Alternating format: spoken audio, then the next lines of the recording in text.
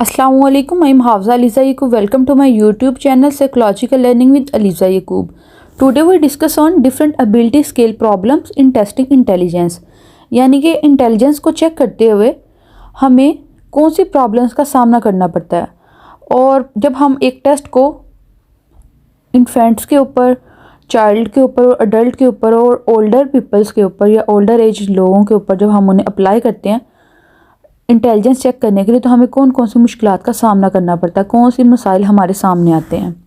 Problems in testing intelligence during infancy, जो कि बच्चा छोटा होता, जो अभी स्कूल भी जाना शुरू नहीं होता. Childhood, adulthood and older age. ये फोर एरियाज़ जो कि हमारी होल लाइफ को कवर करते हैं, यानी कि बच्चे से लेकर बूढ़े होने तक. इनके अंदर हम टेस्टिंग इंटेलिजेंस के अंदर जो हमें प्रॉब्लम्स आती हैं, हम उनको देखेंगे कि हमें कौन सी प्रॉब्लम्स का सामना करना पड़ता है. Firstly we discuss definition of intelligence. The ability to derive information को ड्राइव करना. ऐसी एबिलिटी जिससे हम इंफॉर्मेशन को ड्राइव कर सके, हासिल कर सके, एक्वायर कर सके. लर्न फ्रॉम एक्सपीरियंस, जो हमारे पास्ट एक्सपीरियंस गुजरे होते हैं उनसे हमने सीखना, लर्न करना. अडॉप्ट टू द इन्वायरमेंट, जिस इन्वायरमेंट में हम रहते हैं, हमारा जो सोशल सर्कल है उसको जो अडॉप्ट करना. अंडरस्टैंड करना and correctly utilize thought and reason, और अपने थाट यानी कि अपने ख्यालात और रीज़न को यूटिलाइज करना, यूज़ करना. द एबिलिटी टू लर्न और अंडरस्टैंड और टू डील विद न्यू और ट्राइंग सिचुएशन, यानी कि एक ऐसी एबिलिटी जिसके अंदर हम चीज़ों को लर्न कर सकें, उन्हें अंडरस्टैंड कर सकें, और जो भी नहीं आ रही सिचुएशन हमारे सामने आ रही है हम उसको अडॉप्ट कर सकें, उसको फेस कर सकें. इसको कहते हैं intelligence. Testing intelligence testing is a complex process. ये एक प्रोसेस है जो कि बहुत ज़्यादा कॉम्प्लेक्स है.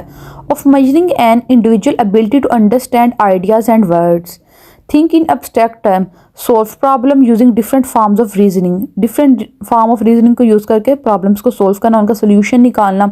Learn from feedback and experience and process information in different modalities such as visual and orally. यानी कि बेसिकली इसमें हमें यही बताया जा रहा है कि जो इंटेलिजेंस टेस्ट करना जो है ये एक कम्प्लेक्स प्रोसेस है जिसके अंदर हम चीज़ों को अंडरस्टैंड करते हैं, न्यू एनवायरनमेंट के अंदर हम खुद को एडजस्ट करते हैं, क्रिएटिविटी लाते हैं और प्रॉब्लम को सोल्व करते हैं डिफरेंट मेथड और डिफरेंट टेक्निक्स के ज़रिए. इसको इंटेलिजेंस कहते हैं. अब ये एक फिगर है जिसमें हमें इंटेलिजेंस टेस्ट का बताया जा रहा है कि इंटेलिजेंस टेस्ट को हम फर्दर डिवाइड करते हैं इंडिविजुअल टेस्ट और ग्रुप टेस्ट. इंडिविजुअल टेस्ट वो होते हैं जो एक इंडिविजुअल या शॉर्ट ग्रुप जो होता है उसके ऊपर अप्लाई है उसके, और इसके बरक्स जो ग्रुप टेस्ट होते हैं वो एक ग्रुप ऑफ इंडिविजुअल या डजन ऑफ पीपल के ऊपर अप्लाई होते हैं. अब इनको फर्दर डिवाइड करते हैं वर्बल टेस्ट और non verbal test. Verbal test वो होता है जिसके अंदर हम लैंग्वेज के साथ जो है उसका रिप्लाई करते हैं. ऐसा क्वेश्चन होते हैं, ऐसा उसे सवाल किया जाता है जिसमें वो वर्बली बोल के वो अपना लैंग्वेज को यूज़ करके वो रिप्लाई कर रहा होता है. ये होते हैं वर्बल टेस्ट. और नॉन वर्बल ऐसी एक्टिविटीज़ होती हैं जिसके अंदर हमें लैंग्वेज का यूज़ ना करना पड़े, और इस तरह की ये लैंग्वेज इसको नॉन वर्बल टेस्ट कहते हैं. और ये ग्रुप टेस्ट जो है ये भी आगे फर्दर 2 में डिवाइड होता है, वर्बल और नॉन वर्बल, जिसमें एक में वर्बल में हम लैंग्वेज यूज़ करते हैं, नॉन वर्बल में ऐसी एक्टिविटीज़ होती हैं जिसके अंदर लैंग्वेज हम नाम भी यूज़ करें, यानी कुछ फाइंड करना, इस तरह वाली कोई एक्टिविटी सर्च करने वाली हो सकती है.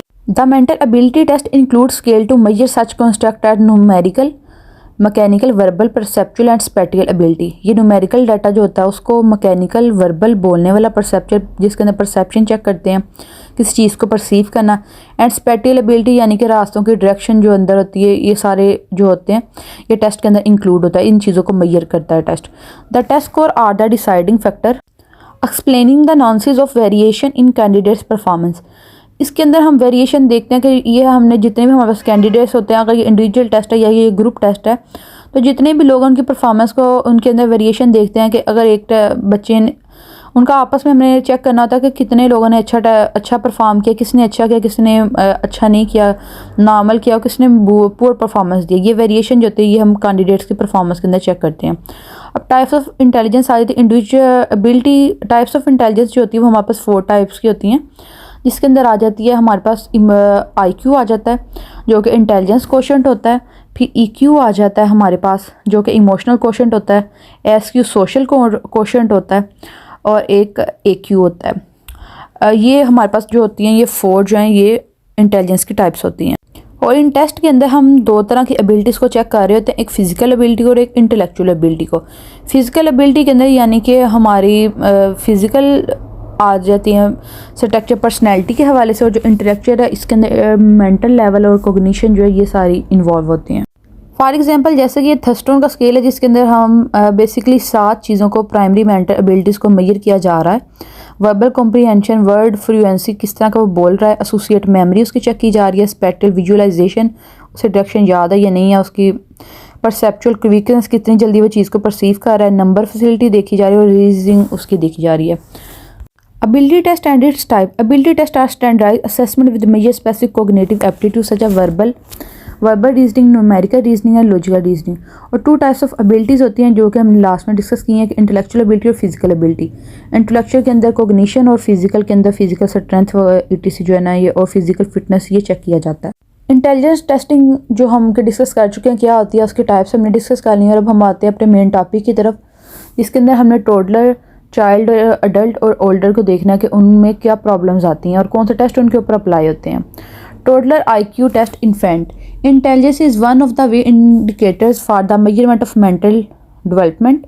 Identify infant with the high risk of potential development disability जिसके अंदर पोटेंशियल डेवलपमेंट की डिसेबिलिटी होती है उसके अंदर उसका पोटेंशियल जो है वो लो है, उसकी डेवलपमेंट जो है वो प्रॉपर नहीं हुई। Monitoring the development of infant और इन टेस्ट के ज़रिए जो है हम मॉनिटर करते हैं इन्फेंट की डेवलपमेंट को। टेस्ट फॉर इन्फेंट ये कुछ स्केल है जिसके साथ हम इन्फेंट की इंटेलिजेंस को मेजर कर सकते हैं। Gesell development schedule, Fagan test of infant, Bayley scale of infant development, Mullen scale of early learning. Gesell development scale जो था वो आर्नेट गैसल ने दिया था जो कि 4 वीक से लेके 5 ईयर्स के बच्चे के ऊपर अप्लाई हो सकता था। ये motor skill, motor, gross motor और अडाप्टिव बिहेवियर को चेक किया जाता था इसके ज़रिए। फैगन टेस्ट जो था वो जोसेफ F. फैगन ने दिया था और ये 1 साल से बच्चे तक के अप्लाई हो सकता था। इसके अंदर इन्फेंट की इंटेलेक्चुअल लेवल जो है वो चेक किया जाता था। उसकी गेज लेंथ चेक की जाती थी कि जो इन लोगों को वो जानता है और जिनको नहीं जानता वो उन्हें कितनी देर तक जो है देख सकता है। इसकी स्पेक्ट्रल इनकोडिंग अटेंशन उसकी देखी जाती थी और उसकी वर्किंग मेमोरी देखी जाती थी। बेले स्केल ऑफ इन्फेंट डेवलपमेंट जो था इज़ द कॉमनली यूज्ड ये टेस्ट स्केल था। ये नैन्सी बेले ने डिज़ाइन किया था जो कि 3 साल तक के बच्चे के ऊपर अप्लाई हो सकता था। इसके अंदर मोटर, कोग्निटिव, लैंग्वेज, अडाप्टेटिव बिहेवियर और सोशल इमोशनल को देखा जाता था। मोलन स्केल ऑफ अर्ली लर्निंग जो था ये एलन मोले ने डेवलप किया था जो कि इन्फेंसी से 5 साल और 8 मंथ के बच्चे तक अप्लाई हो सकता था। इसके अंदर ग्रॉस मोटर स्किल और विजुअल जो था वो विजुअल परसेप्शन ये जो थी ये इन्फेंट की चेक की जाती थी। अब हम डिस्कस कर लेंगे कि जब इन्फेंट के ऊपर ये टेस्ट अप्लाई किए जाते थे जिसके साथ हम उनकी इंटेलिजेंस को चेक कर सकते हैं तो उन्हें कौन कौन सी प्रॉब्लम जो थी वो फेस आती थी रिसर्चर को या साइकोलॉजिस्ट को। तो इन्फेंट की प्रॉब्लम जो आती थी फेस वो होती थी इनकरेंट इलनेस। अगर इन्फेंट बीमार है तो वो ठीक तरह से अपना नहीं टेस्ट अप्लाई नहीं करवा सकता। डिस्ट्रैक्टिंग इन्वायरमेंट उसे डिस्ट्रैक्ट करता है। अगर टूल आपके पास अच्छा नहीं है और जो बच्चा है वो बोल नहीं सकता, वो उसके पास नॉन वर्बल लैंग्वेज नहीं है, वो आपको नहीं बता सकता कि वो क्या बात जानता है।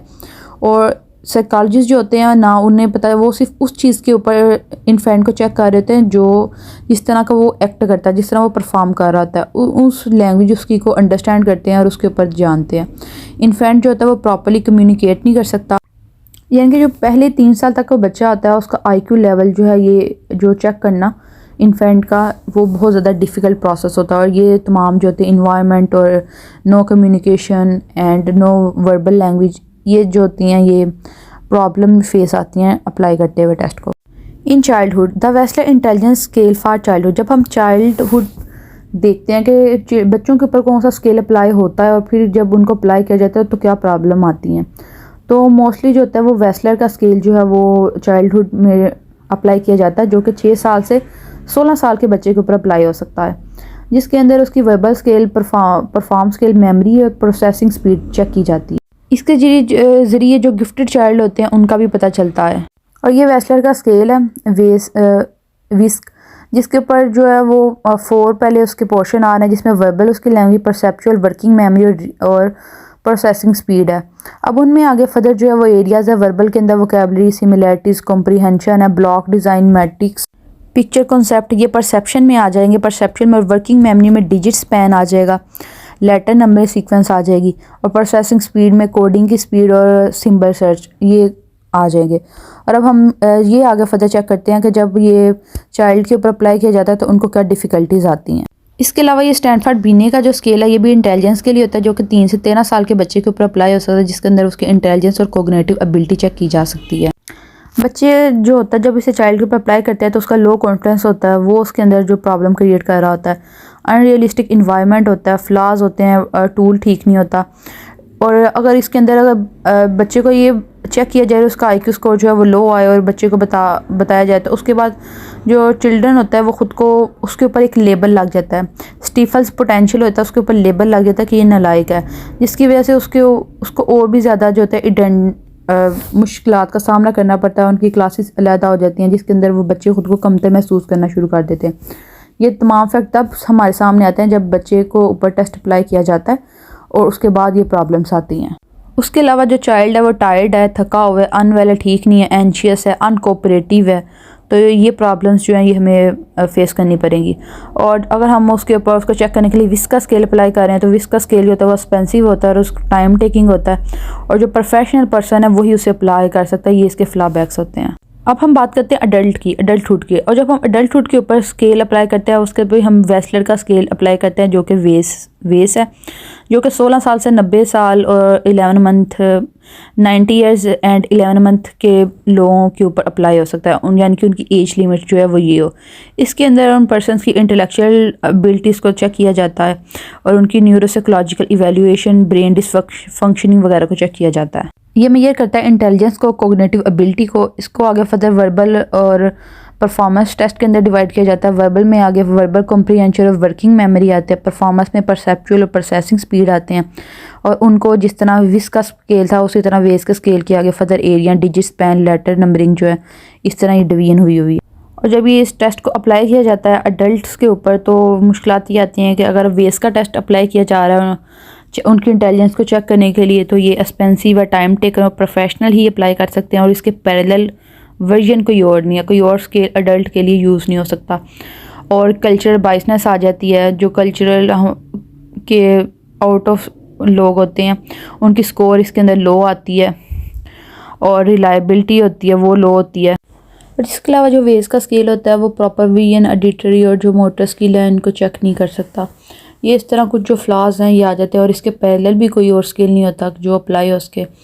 तो फिर जो स्केल जो टूल अवेलेबल होता है अगर उसके अंदर भी प्रॉपर सारे मेथड ना हो या प्रॉपर हर एक चीज़ को मुहैया ना किया जा रहा हो तो वो प्रॉब्लम्स आती हैं। Older when an older adult require an intelligence test the Wechsler adult.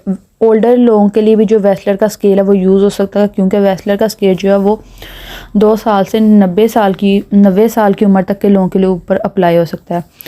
इसके अलावा जो स्टैनफोर्ड बिने का स्केल है वो भी हो सकता है, जिसके अंदर पर्सन की मेंटल एज को क्रोनिकल एज के साथ जो है वो डिवाइड किया जाता है, फिर उसको मल्टीप्लाई 100 के साथ किया जाता है। इस तरह जो है ये ओल्डर लोगों की मेंटल एज जो है ये चेक की जा सकती है।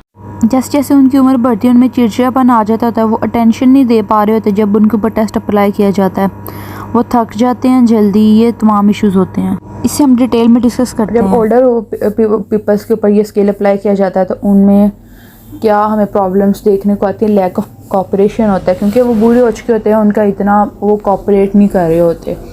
इनसेंसिटिव टू एज होते हैं, ठीक है, उनकी सेंसिटिव इश्यूज़ भी आ जाते हैं, उन्हें ठीक तरह से सुनाई नहीं दे रहा होता, नज़र नहीं आ रहा था, ये तमाम इश्यूज़ भी आते हैं। फिर उनसे ठीक तरह से सुना नहीं जा रहा होता और देखने में बोला नहीं जा रहा, तो उनकी वर्बल और नॉन वर्बल एबिलिटीज़ जो होती हैं उनमें प्रॉब्लम होती है। ये डिफ़िकल्टी जो होती है इसका सामना करना पड़ता है। Thank you for watching.